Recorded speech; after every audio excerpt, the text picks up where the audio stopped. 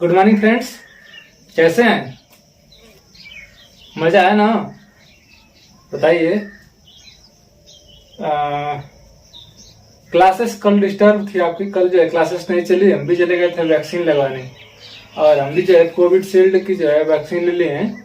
ठीक है, 24 जून को वैक्सीन लिए। उसके बाद अब 3 महीने बाद 84 दिन बाद जो है नेक्स्ट वैक्सीन जो है सेकेंड डोज उसका लेंगे। 18 प्लस वाली वैक्सीन आ गई है और आप लोग ज्यादा से ज्यादा मात्रा में जो है जितने लोग भी हैं वैक्सीन जो है लगवा लीजिए, ताकि जो है आने वाले थर्ड फेज के लिए हम लोग क्या रहें, बचे रहें। ठीक है, तो क्या चल रहा है हम लोग का जियोग्राफी में आज पढ़ना हमारा उत्तर का विशाल मैदान। उत्तर का विशाल मैदान। चलिए देर में करते हैं, चलते हैं अपने टॉपिक पे।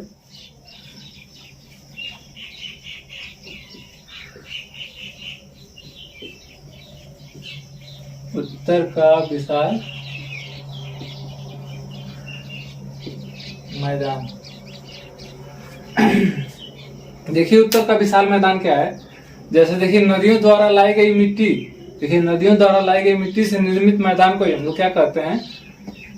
नदियों द्वारा लाई गई मिट्टी से बनाई गई जगह को हम लोग क्या कहते हैं? मैदान कहते हैं। ठीक है, अब देखिए अब कौन सी नदी, तो नदियों में जैसे मान लीजिए आपका मुख्यतः जो है आप नदी तंत्र होता है, जैसे सिंधु नदी तंत्र, गंगा नदी तंत्र और ब्रह्मपुत्र नदी तंत्र।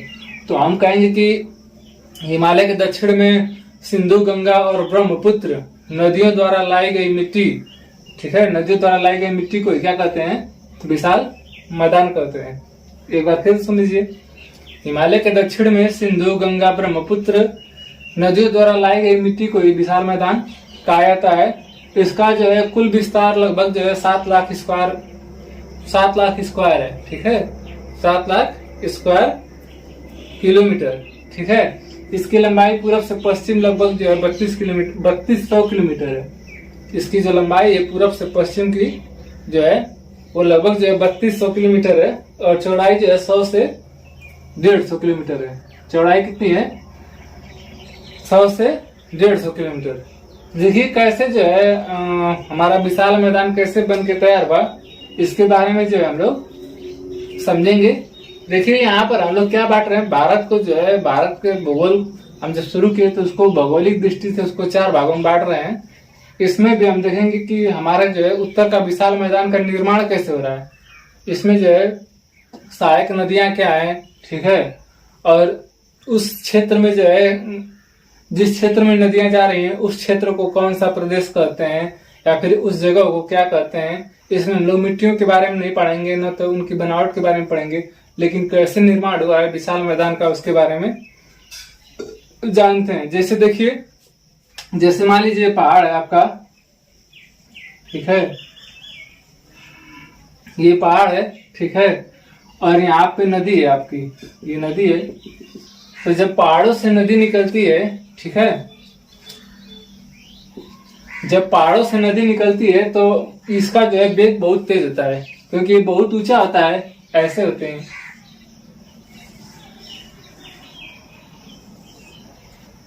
जब पहाड़ों से नदियां निकलती हैं तो इसका जो वेग जो है क्या होता है? बहुत ही ऊंचा होता है। ऐसे बना दे रहे हैं, जैसे ये देखिए, ये आपका पहाड़ है, ये आपकी नदी है।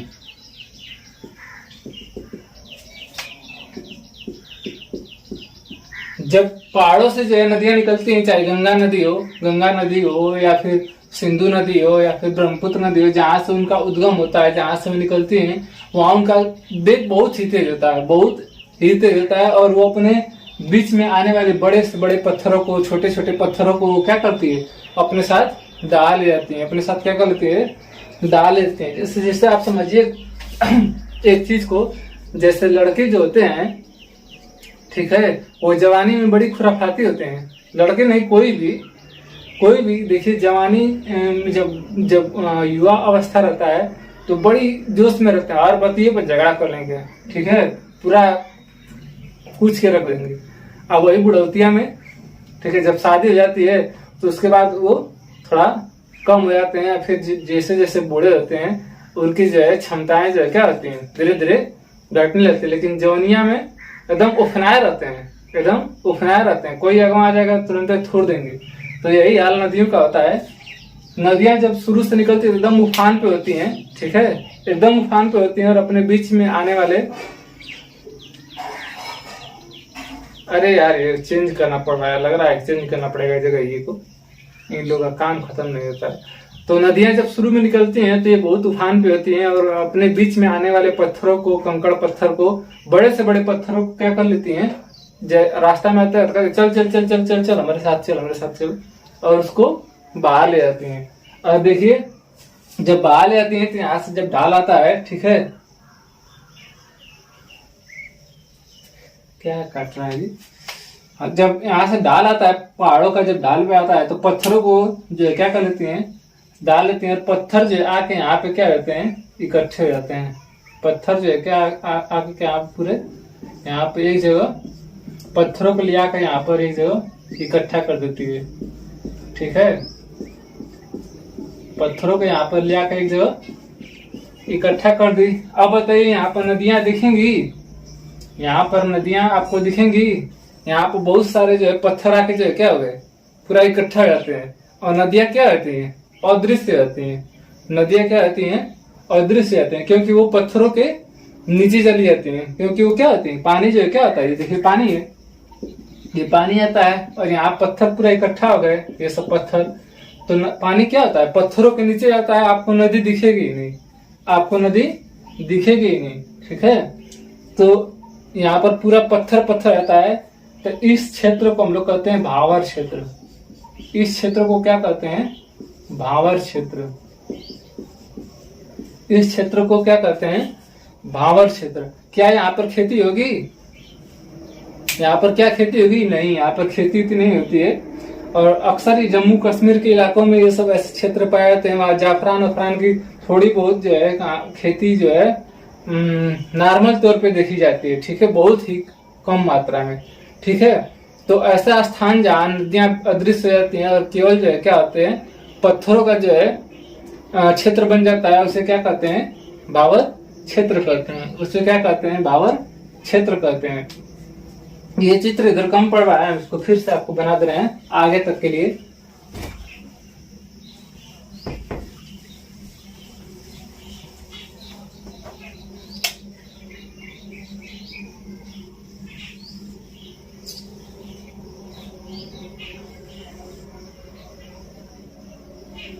ये आपका पहाड़ है, ये नदियां हैं। यहाँ पे आपका क्या हो गया, पत्थर आके इकट्ठा हो गए।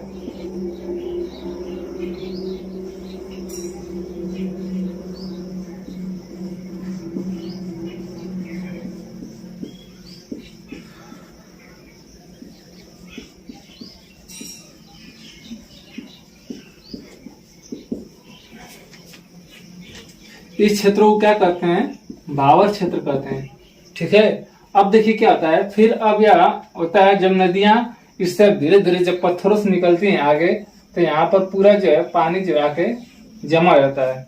यहाँ पर आके जो है पानी क्या होता है, जमा हो जाता है। और पानी जब जमा हो जाता है, ठीक है, तो एक रास्ता खोजता है। पानी यहाँ पे जमा हो जाता है, ठीक है,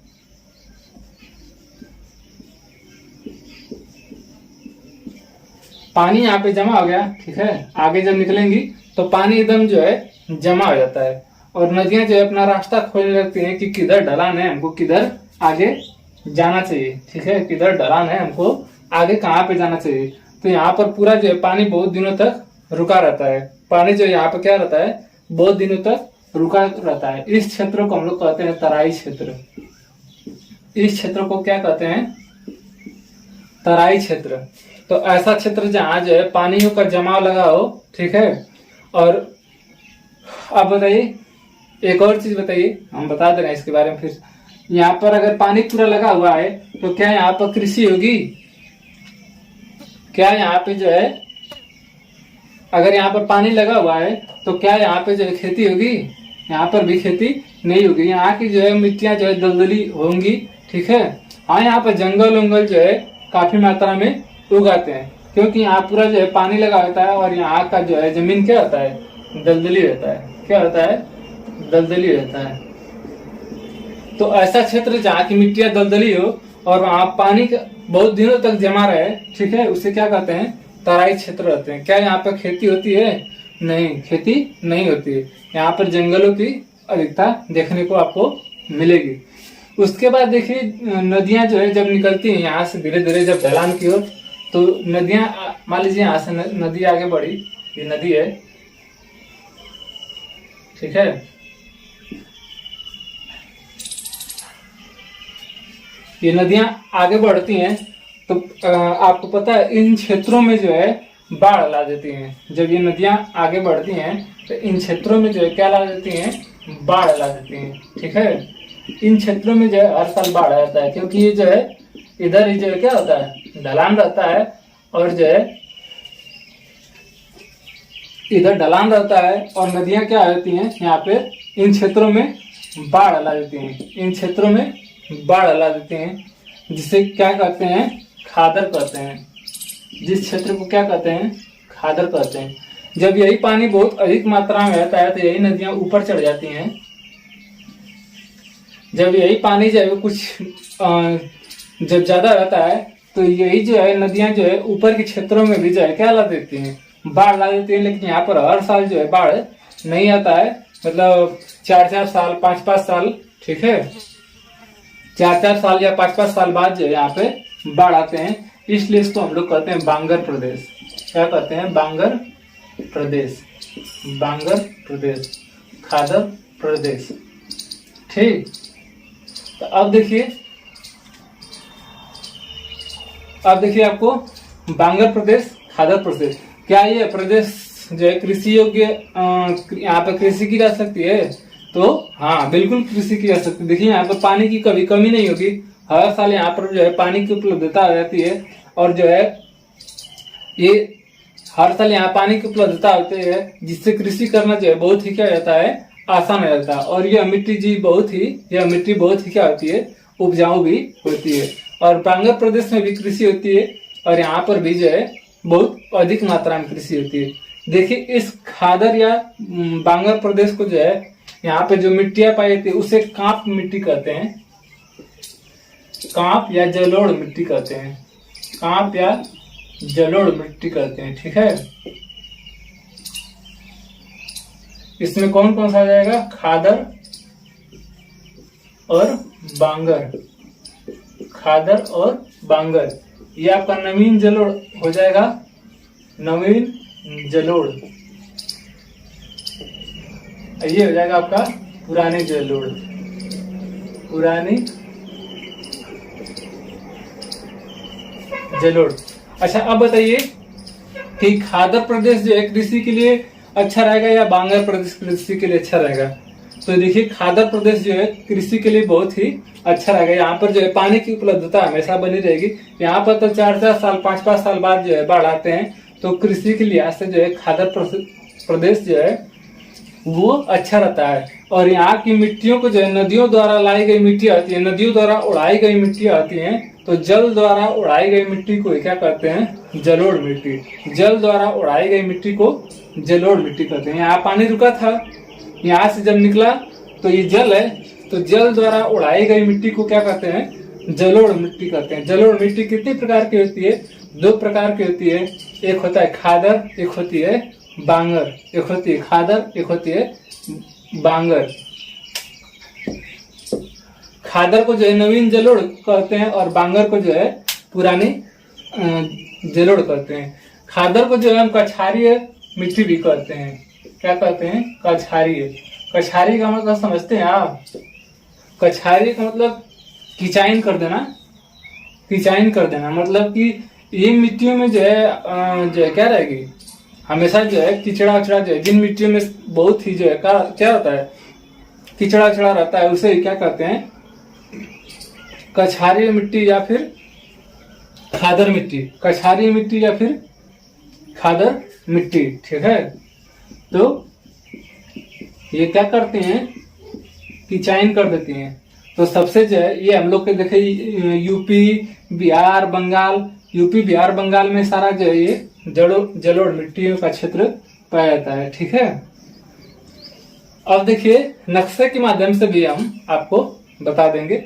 अभी फिलहाल में आप देखिए कि नदियां जा कैसी रही हैं और कैसे कैसे अपना रास्ता बना रही हैं। इसको हम फिगर, भारत का फिगर बनाएंगे इंडिया का, और उसमें उस क्षेत्र को आपको दिखा देंगे। ठीक है, अब देखिए क्या होता है, अब एक और मिट्टी आती है, उसके बाद जो है जब मिट्टी हमारा जो है क्या होता है, नदियां आगे बढ़ती हैं। ठीक है, नदियां आगे बढ़ती हैं, आके जाके जो है यहाँ पे जो है जब जाके समुद्र में मिल जाती हैं। ठीक है, जाके जब समुद्र में मिल जाती हैं तो यहाँ पर डेल्टा का निर्माण कर देती हैं। किस चीज का निर्माण कर देती हैं? डेल्टा का। तो जितना भी जो है उनके अंदर खरपतवार जो भी चीजें होता है, अब देखिए पूरा यहाँ से चली है इस रास्ते में, अब उसको जितना भी वही भी पानी के अंदर जितना भी खरपतवार रहता है उसको ले जाकर एक स्थान पे जो क्या कर देती हैं, गिरा देती हैं, जिससे क्या कहते हैं, डेल्टा कहते हैं। जिससे क्या कहते हैं, डेल्टा कहते हैं। अब देखिए एक और होती है, एक और प्रकार की मिट्टी होती है, उसका नाम होता है रे या कल्लर। रे या कल्लर, रे या कल्लर। देखिए रे या कलर मिट्टी क्या, रे या कलर मिट्टी किसे कहते हैं? देखिए ऐसी मिट्टियां जिसके ऊपरी परत पर जो है नमक की मात्रा जो है बहुत अधिक जो है मिल गई हो, ऐसी मिट्टियां जिसके ऊपर जो है नमक की मात्रा ज्यादा मिल गई हो, उसे रे या कलर मिट्टी कहते हैं। या फिर एक इसका और एग्जाम्पल डेफिनेशन दे सकते हैं कि ऐसा क्षेत्र, मतलब आपसे कोई पूछे कि रे मिट्टियां कहाँ पाई जाती हैं, तो ऐसे क्षेत्र जहाँ पे जो है सिंचाई और उर्वरक का बहुत ज्यादा प्रयोग होता हो, ऐसा क्षेत्र जहाँ पर सिंचाई एवं उर्वरक का बहुत ज्यादा प्रयोग होता है, वहां की मिट्टियां ये क्या कहलाती है, रे या कलर हो जाती हैं। ये बहुत ज्यादा उपजाऊ नहीं होती है, शुरू में तो बड़ी इससे जो है क्या निकलता है, गेहूं धान ये सब सारा चीज बहुत ज्यादा निकलता है। लेकिन जो है देखिए होता क्या है, जैसे जमीन पर अगर सबसे अधिक किसी चीज की मात्रा है तो नमक की मात्रा है, भले से वो हमें मिट्टियों में नहीं दिखता है। देखिए होता क्या है, जिस प्रकार से आप देखे होंगे कि प्ले ग्राउंड, जैसे आप देखे होंगे, आपको एक उदाहरण समझा रहे हैं, जैसे खेलने का मैदान आप जो लोग देखे होंगे जिसमें फुटबॉल क्रिकेट खेला जाता है, तो पूरा मैदान जो है पूरा उसमें घास लगी होती है। अब उस मान लीजिए उस ग्राउंड में पानी भर दिया जाए, ठीक है, उस ग्राउंड में पानी भर दिया जाए, बारिश हो गई और एक हफ्ता तक वो ग्राउंड पानी से भरा रहे, ठीक है, तो क्या होता है कि जो घास के नीचे जो है जड़ों में जो है छोटी छोटी घास होती है, छोटे छोटे जो है कण होते हैं, वे क्या होते हैं धीरे धीरे जो है उसके ऊपर आते हैं, धीरे धीरे ऊपर आते हैं। फिर जब पानी जब सूखता है, ठीक है, जब पानी सूख जाता है ग्राउंड के ऊपर, तो जो घास जो होते हैं, जो नीचे के कण होते हैं, वो ऊपर एक परत के रूप में जम जाते हैं, ऊपर एक परत के रूप में जम जाते हैं, सफेद सफेद। वैसे ही जो है हमारे खेतों में होता है। खेतों में देखिए हम लोग क्या करते हैं कि सब, जैसे मान लीजिए खेत है धान का, ठीक है, उसमें हम खूब यूरिया डाल दिए, पोटाश डाल दिए और जो है डाई डाल दिए, ठीक है, ऊपर से जो हम लोग क्या कर देते हैं, पानी भर देते हैं, ऊपर से क्या कर देते हैं, पानी भर देते हैं। अब होता क्या है कि जो है पानी जब भर देते हैं तो जितना उसको अंदर जाना रहता है, वो अंदर जो है यूरिया या आपकी जो भी जो है डाई है अंदर चली जाती है। उसके बाद कुछ मात्रा में जो है वो उसका जो है ऊपरी परत जो है, जब पानी सूखती है हमारी जो है खेत, तो उसके ऊपर परत एक चादर के रूप में, नमक के रूप में जो है वो बिछ जाती है। अब मिट्टी की तरह रहेगा, आपको दिखेगा नहीं, और ये एक साल में नहीं होता है, आप मतलब लगातार करते जाएंगे तो ये धीरे धीरे एक चलने वाली प्रक्रिया, ये धीरे धीरे जो है मिट्टियों को खराब करता है। जैसे उसी प्रकार, जैसे मान लीजिए हमारा जो है सेविंग है, अगर हम इसको जो है क्या करते हैं, रोज खूब सेविंग करते हैं, रोज, अब भाई रोज क्लास लेना है, चलो रोज सेविंग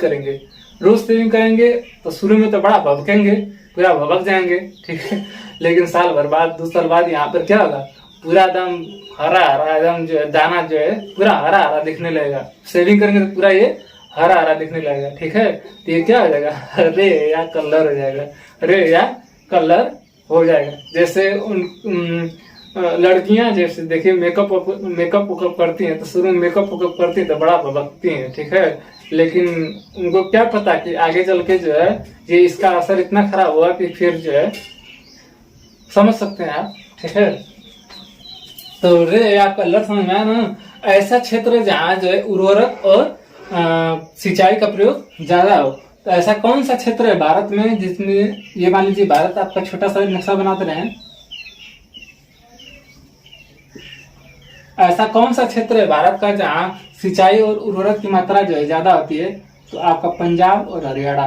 पंजाब और हरियाणा, पंजाब और हरियाणा में जो है सिंचाई और उर्वरक की मात्रा जो है बहुत ही अधिक होती है, जहाँ पे रे या कलर मिट्टियां जो है देखने को आपको मिलेंगी। रे या कलर मिट्टियां आपको देखने के लिए मिलेंगी, ठीक है। तो काप मिट्टियां कौन कौन सी है? खादर एवं बांगर। काप मिट्टियां कौन कौन सी है? खादर एवं बांगर। नवीन जलोढ़ किसे कहते हैं? नवीन जलोढ़ किसे कहते हैं? खादर को। उपजाऊ कौन है? देखिए उपजाऊ यहाँ पे भी होता है। देखिए अगर ज्यादा उपजाऊ कोई भूमि है जलोढ़ के बाद, तो ये डेल्टाई क्षेत्र में भी जो है बहुत ही उपजाऊ होता है, क्योंकि जितना भी जो है खरपतवार रहता है नदियां जाके वहीं पे उलट देती हैं, ले, ठीक है, पूरा ले जाके ढेर लगा देती हैं सब। तो वहां पे भी जो मिट्टियां क्या होती हैं, उपजाऊ होती हैं, ठीक है। वहां की भी मिट्टियां उपजाऊ होती हैं, ठीक है। अब देखिए समझे गए ना, तो कितने प्रकार से जो है इसका विभाजन किया। उत्तर का विशाल मैदान को कितने प्रकार से विभाजन किया आप सबसे पहले समझिए। फर्स्ट भावर क्षेत्र, सेकंड तराई क्षेत्र, थर्ड आपका कांप कह सकते हैं, थर्ड जो है आपका ये खादर, फोर्थ जो है बांगर, ठीक है, पांचवा जो है आपका डेल्टा, और छठवां जो है रे या कल्लर। रे या कल्लर। तो उत्तर के विशाल मैदान को कितने भागों में बांटा गया है? उत्तर के विशाल मैदान को 6 भागों में बांटा गया है। उत्तर के विशाल मैदान को कितने भागों में बांटा गया है? 6 भागों में बांटा गया है, ठीक है, 6 भागों में बांटा गया है। जहां पे आके नदियां लुप्त हो जाती हैं उस क्षेत्र को क्या कहते हैं? जहां पे आके नदियां लुप्त हो जाती हैं उस क्षेत्र को क्या कहते हैं? भावर क्षेत्र। उस क्षेत्र को क्या कहते हैं? भावर क्षेत्र। पानी के जमाव वाले क्षेत्र को, या फिर दलदली भूमि वाला क्षेत्र, या जहां आकर पानी जो है क्या होता है, रुक जाता है, ठीक है, उस क्षेत्र को क्या कहते हैं? तराई क्षेत्र। उस क्षेत्र को क्या कहते हैं? तराई क्षेत्र। तराई क्षेत्र की क्या विशेषता है? यहाँ पे जो है क्या होती है, वन जो है वन पाई जाती है, ठीक है, वन पाया जाता है, ठीक है, वन ज्यादा पाया जाता है। मच्छरों का प्रकोप सबसे ज्यादा कहाँ पे होता है? तो इस तराई क्षेत्र में, क्योंकि यहाँ पर पानी जो है बहुत दिनों से रुका रहता है, जिसके कारण जो है वहां पे मच्छर बहुत। उसके बाद जो है जब सब नदियों द्वारा उड़ाई गई मिट्टी को क्या कहते हैं? नदियों द्वारा उड़ाई गई मिट्टी को जलोढ़ मिट्टी कहते हैं। कांप या जलोढ़। कांप या जलोढ़। कांप या जलोढ़ मिट्टी कितने प्रकार की होती है? 2 प्रकार की, खादर और बांगर। खादर और बांगर। किस क्षेत्र में जो है प्रतिवर्ष जो है बाढ़ आता है? किस क्षेत्र में प्रतिवर्ष बाढ़ आता है? खादर प्रदेश में। किस क्षेत्र में? खादर प्रदेश में। उपजाऊ क्षेत्र कौन सा है? खादर प्रदेश। उपजाऊ क्षेत्र कौन सा है? खादर प्रदेश। नदियां अंत में जाके कहा समाप्त हो जाती हैं? देखिए होता क्या है, जब नदियां जब आगे बढ़ती हैं तो इनका वेग बहुत ही धीरे धीरे बहुत कम रहता है, बहुत ही कम रहता है। अंत में जो एकदम आके डेल्टा के पास जो एकदम बूढ़ी, जैसे बूढ़े हो जाओगे तो क्या चलोगे, एकदम धीरे धीरे चलोगे, एकदम जैसे जब आखिरी में जब नदियां डेल्टा के पास जाती हैं तो एकदम स्लो हो जाती हैं, और जितना जितना जो है उसके अंदर जो है कूड़ा करकट रहता है, खरपतवार रहता है, सारा जो है वहां पे गिरा देते हैं और डेल्टा का निर्माण कर देते हैं। विश्व का सबसे बड़ा डेल्टा जो है कौन सा है? सुंदरबन डेल्टा, जो गंगा और ब्रह्मपुत्र मिलके जो है इसका निर्माण करते हैं। इधर से गंगा आके गिराती है, उधर से ब्रह्मपुत्र आके गिराती है, ठीक है। तो ये 6 प्रकार का हो गया, ठीक है, ये 6 प्रकार का हो गया। इसके बाद जो है आपका आगे हम लोग पढ़ेंगे तंत्र के बारे में, नदी तंत्र कि नदियां जैसे लाते हैं तो उसको नदियों को जो भी जो है उस तंत्र के रूप में बांटा गया। जैसे गंगा नदी ला रहे हैं तो गंगा की सहायक नदियां भी हैं, जैसे सरयू है, कोसी है, आपका यमुना है, तो ये सब उसकी क्या है, सहायक नदियां है, तंत्र है। तो इसके बाद हम लोग क्या पढ़ेंगे, नदी तंत्र। क्या पढ़ेंगे, नदी तंत्र। जिससे प्रादेशिक विभाजन हिमालय का पढ़े थे वैसे ही जो है इसके बारे में भी पढ़ेंगे।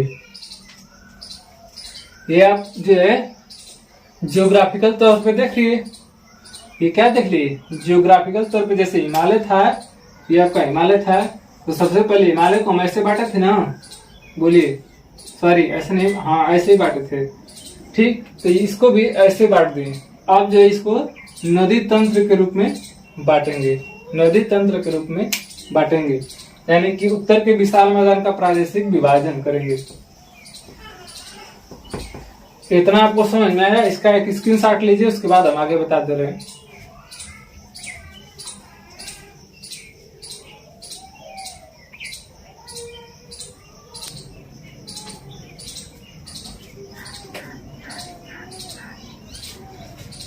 चलिए आपसे कुछ क्वेश्चन पूछना, बताइए। पुरानी कुछ क्वेश्चन पूछ ले रहे हैं, इसमें से देखे समझ में आता है कि नहीं। बताइए, पुरानी जलोढ़ किसे कहते हैं, पुरानी जलोढ़ किसे कहते हैं, बताइए। किसे कहते हैं, बांगर को। पुरानी जलोढ़ किसे कहते हैं, बांगर को। नवीन जलोढ़ किसे कहते हैं, खादर को। कांप या जलोढ़ मिट्टी कितने प्रकार की होती है, 2 प्रकार की, खादर और बांगर, खादर और बांगर। अब अगला हमारा हेडिंग रहेगा उत्तर के विशाल मैदान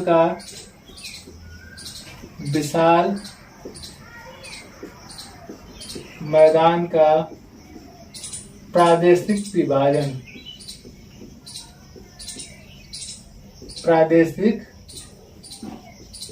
विभाजन, ठीक है। अब प्रदेश के रूप में बांटेंगे कि सिंधु नदी आ रही है तो कहाँ पे जो है विशाल मैदान का निर्माण कर रही है, गंगा आ रही है तो कहाँ पे मैदान का निर्माण कर रही है, और जो है जैसे मान लीजिए मानसरोवर है, ये सिंधु आ रही है, ये उत्तराखंड है, ये गंगा आ रही है, ये ब्रह्मपुत्र आ रहा है, ब्रह्मपुत्र नदी आ रही है, ठीक है। तो ये लोग जो है किस किस प्रदेश में जो है इस विशाल मैदान का जो है निर्माण कर रहे हैं, इसको हम लोग क्या करेंगे, देखेंगे। इसको हम लोग क्या करेंगे, पढ़ेंगे। सिंधु तंत्र हो जाएगा ये, इसको हम चित्र के माध्यम से पढ़ेंगे। ये गंगा हो जाएगा और ये आपका ब्रह्मपुत्र हो जाएगा। ये 3 नदियों का तंत्र रहेगा जो क्या करेंगे, पूरे उत्तर के विशाल मैदान का निर्माण करेंगी, ठीक है। इनमें सहायक नदियां हैं जो आके जो है, तंत्र का मतलब क्या होता है हम आपको बता चुके हैं। जैसे समूह, तंत्र का मतलब समूह, ऐसा समूह जो है कई लोग मिलकर जब किसी एक चीज का निर्माण करते हैं तो उसे क्या कहते हैं, तंत्र कहते हैं। जैसे गंगा जो है अगर विशाल मैदान का निर्माण कर रही है तो इसमें जो यमुना, सरयू, कोसी ये सारी जब मिल के बना रही है तो उसे क्या कहते हैं, गंगा तंत्र कहते हैं। तो इसको जो हम लोग कल पढ़ेंगे, उत्तर भारत के विशाल मैदान का प्रादेशिक विभाजन। आज जो है इसका जो है उत्तर भारत के जो है भौगोलिक दृष्टि से देखे 6 विभाजन था, 6 प्रकार से, जिसमें रे आपका लड़ तक था। अगर आपको इसमें कुछ न समझाया तो आप उसमें कुछ क्वेश्चन पूछ लीजिएगा। कल का टॉपिक रहेगा उत्तर के विशाल मैदान का प्रादेशिक विभाजन, जिसमें सिंधु तंत्र, गंगा तंत्र और ब्रह्मपुत्र तंत्र को पढ़ेंगे। तो मिलते हैं कल, तब तक के लिए धन्यवाद, नमस्कार, ठीक है, बाय।